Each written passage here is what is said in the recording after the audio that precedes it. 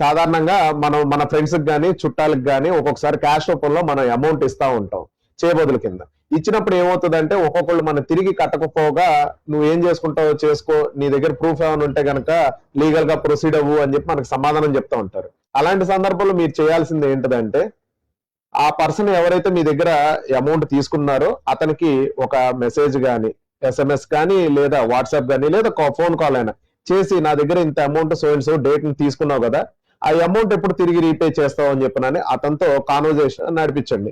అతను దాంట్లో అడ్మిట్ అవుతాడు, నేను పలానా అప్పుడు ఇస్తాను, పలానా టైంకి ఇస్తాను అని చెప్పి మీ దగ్గర అడ్మిట్ అవుతాడు. అడ్మిట్ అయిన ఆ రికార్డింగ్ కానీ, లేదా వాట్సాప్ చాటింగ్ కానీ ఏదైనా ఇండియన్ ఎవిడెన్స్ యాక్ట్ 65B ప్రకారంగా మీరు కోర్టులో సివిల్ కేసు ఫైల్ చేసి వాళ్ళ దగ్గర నుంచి అమౌంట్ రికవర్ చేసుకుంటానికి ఆస్కారం ఉంటుంది. సో ఇక నుంచి ఎవరైనా సరే కానీ అలా మీ దగ్గర చేయబదుల కింద తీసుకున్నప్పుడు ప్రూఫ్ లేకుండా ఇస్తే గనక వాళ్ళతో గొడవ పడుకోకుండా సింపుల్ గా ఇలాగ వాళ్ళ దగ్గర నుంచి కాల్ రికార్డింగ్, కాన్వర్జేషన్స్ అవి తీసుకుని దాని ప్రకారంగా మీరు సివిల్ సూట్ ఫైల్ చేసుకుని మీకు రావాల్సిన డబ్బులు మీరు చట్టపరంగా మీరు తీసుకుంటానికి అవకాశం ఉంటుంది. Thank you.